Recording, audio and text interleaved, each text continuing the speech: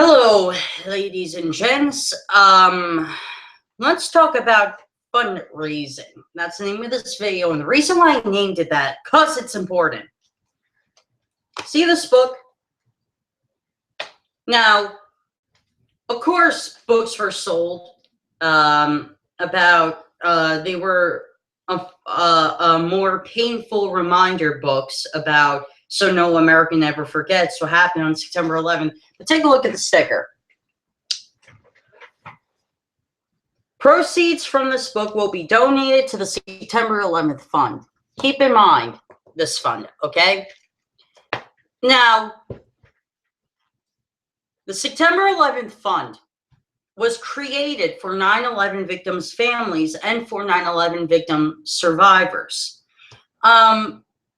And also, this fund was also started not only not just for the victims' families, but so it could pair with country music television and NBC for a concert for New York, and I forget what the country fundraising show was named, but it has similar title, but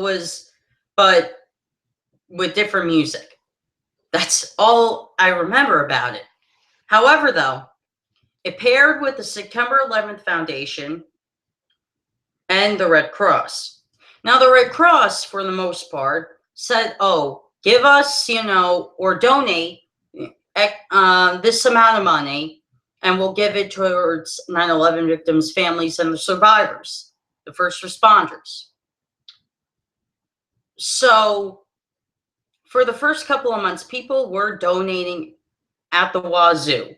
Some people donated up to $300 to the Red Cross and to the 9/11 September 11 fund. But after a while, though, people were getting suspicious.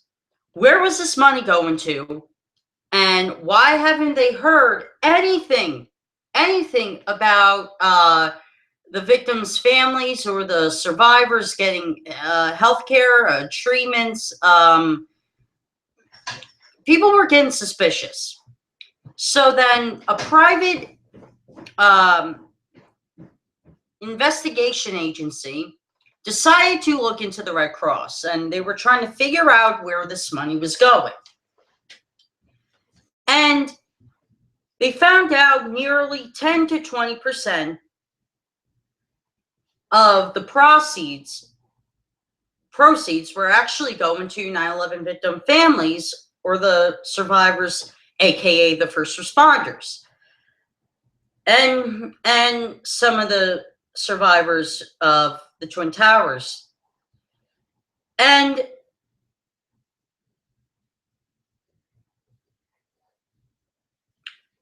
people were pissed off. For months on end, people were donating to the Red Cross. They were expecting the money to go to the 9/11 victim families, but it didn't. 10 to 20%, nearly 10 to 20% actually went to the victim families and the survivors and the first responders. That was it. Other than that, the Red Cross was using 9/11 to make profit off a tragedy, which really pisses me off. And so, remember, I told you to keep this fund in mind, because this is the same exact fund that every cent from the 9/11 Memorial Museum tickets goes to. So the 9/11 victim families are not only still making money after, it'll be 16 years this year. They're not only still making money after 16 years, but they're getting rich. They're using the deaths of their own loved ones to make a goddamn profit. And that's sickening. Here's what I mean. I'm going to screen share this. Look. This is the NewYork.com connected to everything. 9/11 Memorial Museum. I just clicked on a random date. 9/11 Memorial Museum, adults 18 through 64. $23.88. That's the price.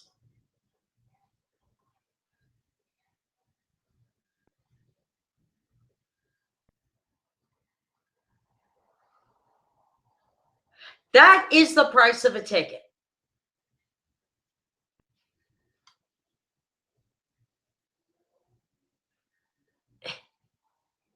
It lowers for children, and it's a little higher for seniors. But you get my point.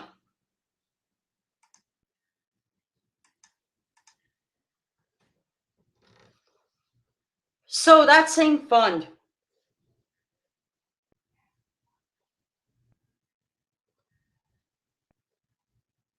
is being used to make a profit.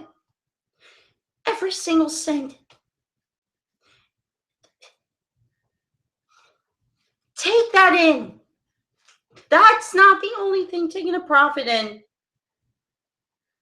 That's not the only thing.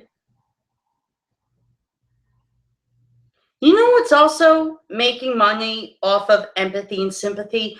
People on YouTube. Look, there are some genuine causes that people donate to, which is all fine and dandy. I have no problem with that. However, though, but there are people like Ornia Sarkeesian, for example, who does the following.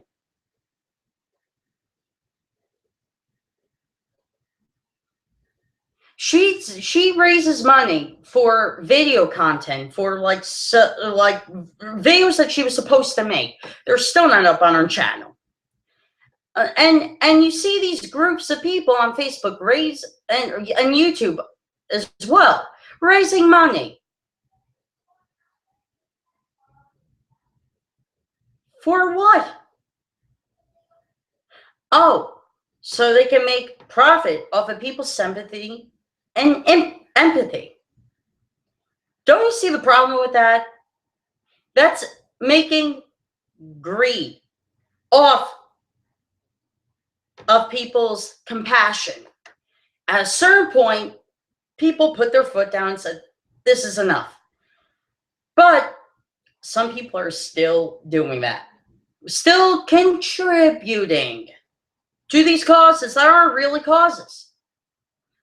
And it's scary. It's really scary. If you want to donate to breast cancer awareness, look at, Susan G. Komen Foundation. Okay?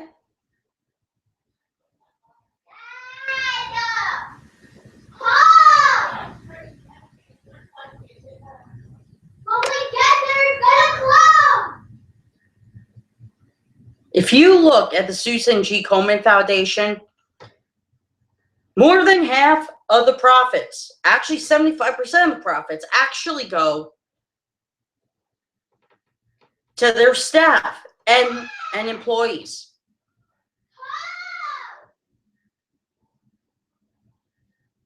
More than 75%, 25% actually goes to breast cancer research.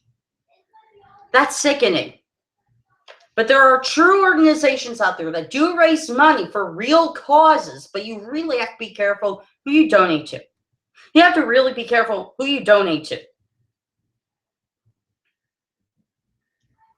And if you want to, and if you want to raise, like, contribute money to, the first responders, help them out with their medical bills, yeah, you can do that. But there's other, real causes that do that.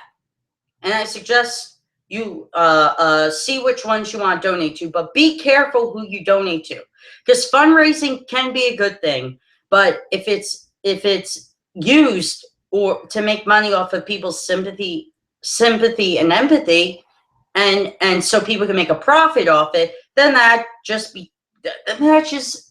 a different story. Then that becomes a scam. And there are plenty of scams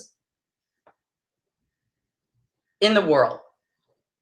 But at the same time, there are good people who are raising money for genuine causes. So you have to be careful. Like I say, you have to be careful who you give your mind to. I hope you guys enjoyed this video, and I hope you learned a little perspective on fundraising. See ya.